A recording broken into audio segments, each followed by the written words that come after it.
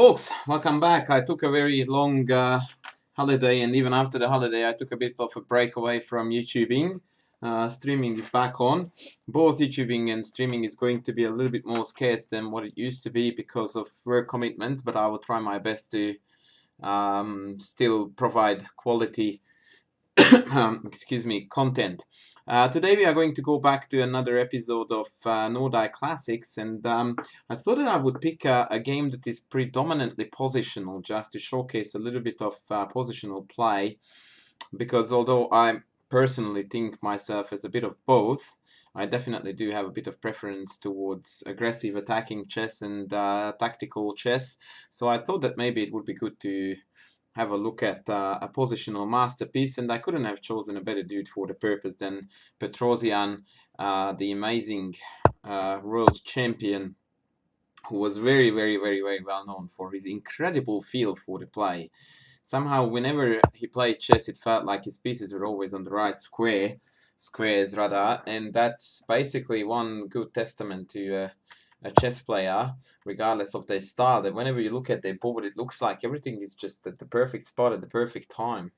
So, this is a game that he played against a lesser known dude called Pirtskhalava, and it was played, I believe, in a, what was it? Georgian championship. So yeah, that's the goal. And the opening is Dutch. And even within the Dutch, it is the Stonewall. And against the Stonewall, Petrosian chose a setup that I myself like to employ a fair bit. Whoa, we actually seem to come across from a bit of a move order issue, because I found this game in my chess base as well as on chessgames.com. And on chessgames.com, the move order is given as b3, which I think was actually the case. Because the point of playing b3 first is that if black castles, then white has got this sneaky bishop a3 move with the intention of trading off black's good bishop, which is the first point that we need to discuss in terms of positional chess in the Stonewall.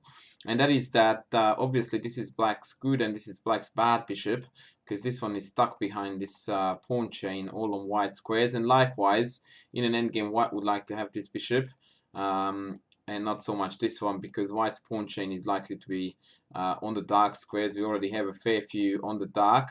This one is likely to get there. Occasionally we push this in. So this trade seems to be very promising for white.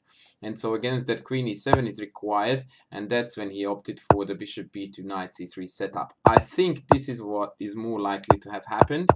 The chess-based version claims to be knight c3 first and then b3. This is less intuitive and less straightforward, but still this setup is fully sound, and normally this is what is considered to be the best way to design white's setup and to go from here.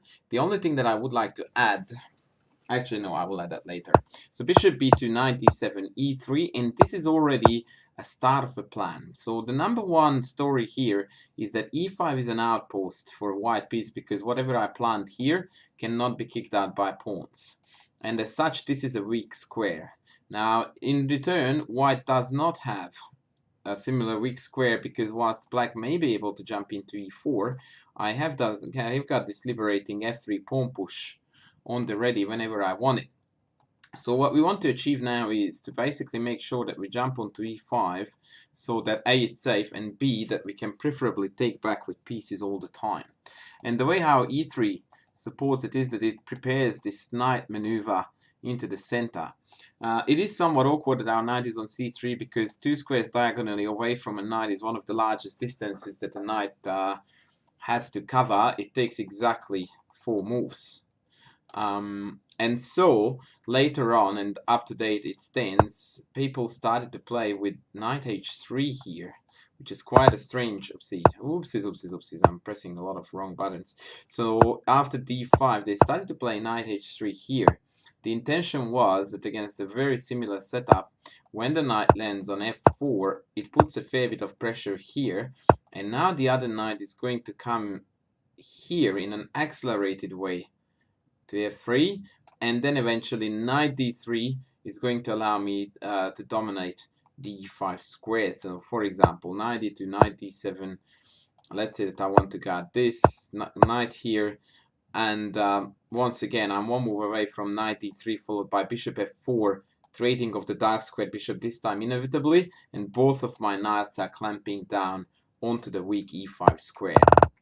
Now both knight maneuvers take 6 moves exactly in total. The difference is that in the way how it was done in the game, I also have to waste a move on the pawn move, pawn e3, in order to get to destination.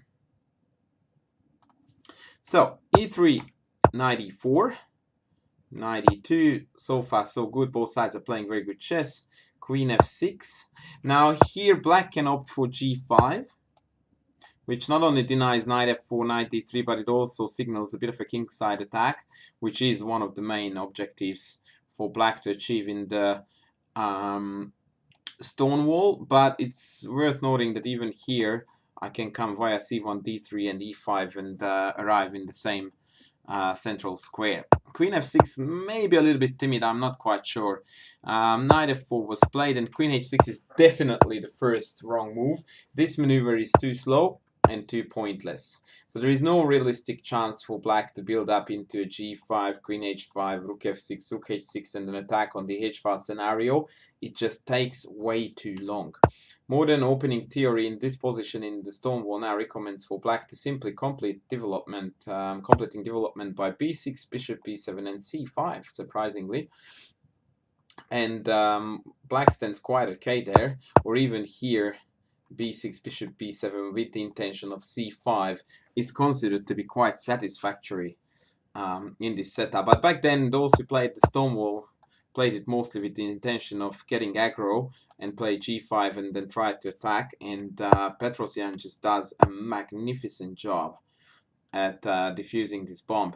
Alright, knight f6 is already a little bit sad. He wants to go knight g4 on occasions, but again, this attack is unrealistic, and knight f5 highlights already the first step of a beautiful strategy, a positional masterpiece here. White arrived on e5. He's capable of taking back with a piece, so he maintains control of the outpost.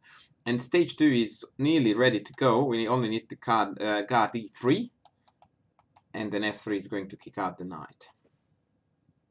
Please note that this is something that I forgot to talk about that occurs a lot in lower level plays, that c5 is a really unnecessary and sad push here that would not really gain anything for white at all, and now the pawn e5 breakout is going to be quite annoying and easy for black to execute.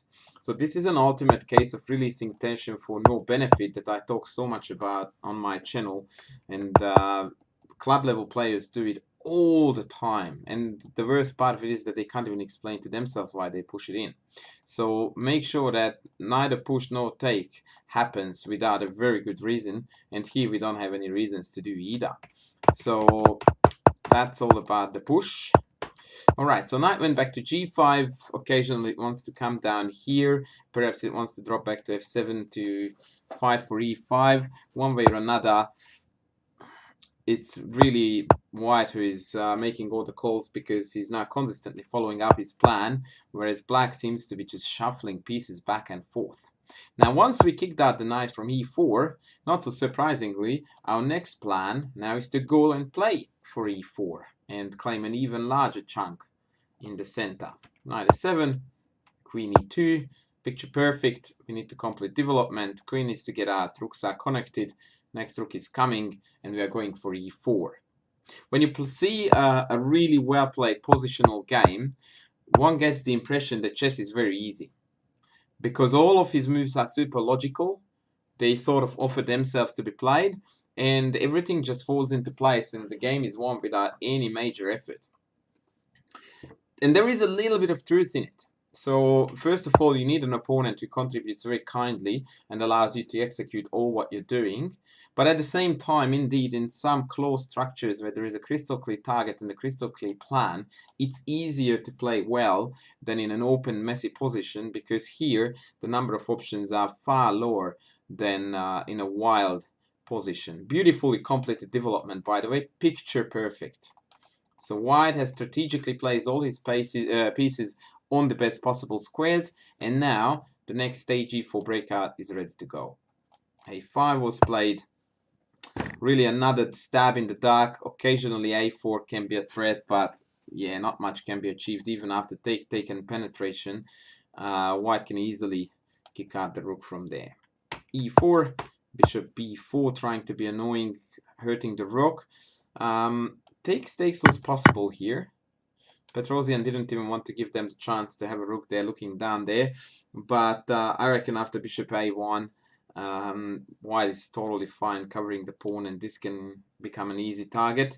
He went rook d1, also very good, because now the bishop on b4 is feeling a little bit funny, and on occasion c5 and a3 can actually trap it.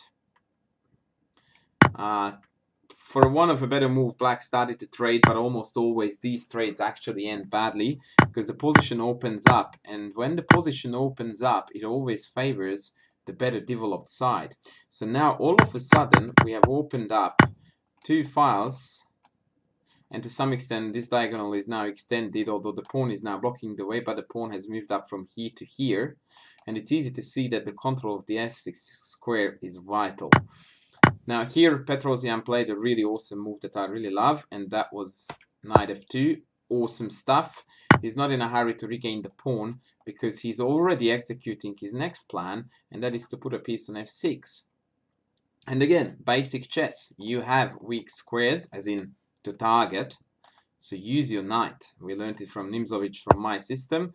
Weak squares are exploited by knights, and now indeed we are ready to rock and roll. Please look and have take note of how the difference between the two bishops is being more and further emphasized. The bishop on c8 is an absolute disaster. Bishop c5 was played, trying to trade the knight off, but that's not to happen. This is going to be our game winner piece. So now the bishop had to retreat. Take would have made it even worse. Now these squares are terribly weak, and please note that the bishop still can't get out. Move 25. And the white square bishop on the black side still hasn't moved. Knight e4, and again total domination. f6 is accessible, so is d6. And still the best plan, of course, is to trade the bishop off for this bishop, because then neither of these could be taken. Bishop d7, hallelujah, move 25, and the bishop has made its first move. And a total meaningless one even at that. The only point of putting the bishop here really is to connect the rocks, but it's way too late. Bishop c5, following the plan, had to be taken, and now we arrived in a good knight, bad bishop scenario. It doesn't really need any explanation why it's a good knight. It has got access to juicy squares, can target weak pawns, whereas the bishop, on the other hand, is walled behind the pawn chain. A very sad sight. Bishop e8, and after rook f6, now white eventually is turning his material advantage, his positional advantage into material pluses. Bishop g6, and it was time to harvest. Knight e6, and funnily enough, everything else is going to drop on its own accord now. Queen e3 is threatened to go there. So that's another pawn that will be inevitably picked up, or in case of g4, now the knight comes back, blocking the queen's path towards annoying checks, opening up the pawn's way, and occasionally the pawn's way, and occasionally we are threatening to take and take. Queen g5, take, and rook f4. I really like this in Petrosian style. There are lots of moves that could be played here that makes a lot of sense. Queen e4, just to name one, and try to pursue the attack, but he always does his business in a way, we'll not answer this phone call now, that he eliminates even the hint of counterplay from the other side. And remember this, because I always say this to my students too. When you are ahead in a game, your biggest enemy is basically counterplay. And that got taken care of by rook f4 here beautifully, and now g4 again is dropping. King g7, queen e3, another awesome move.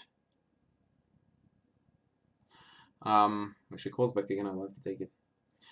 The reason why this is awesome is because, again, it's not greedy, it's doing what needs to be done.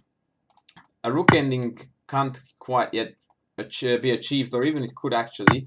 But with this rook here, although this is totally winning, this is not that simple. Hold your thought.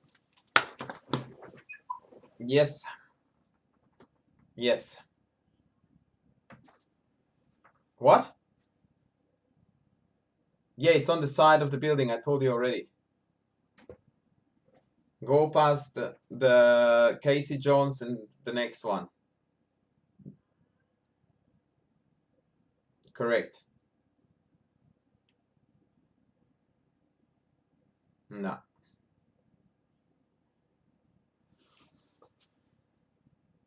No, just walk past the building there and you will bump into it. Yes. Bye.